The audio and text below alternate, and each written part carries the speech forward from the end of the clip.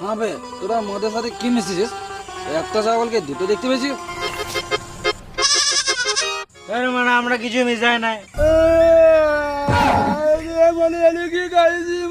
আমাকে মারার চেষ্টা করছি, আমরা খাবোই না। এ আজব খেপা চোদে রে মা, ওখানে তো দুটোই ছাগল আছে। বেশ বেশ বেশ, বাদ দে গান মারা গো। আমি কিন্তু এবারে কড়া প্যাক খাবো।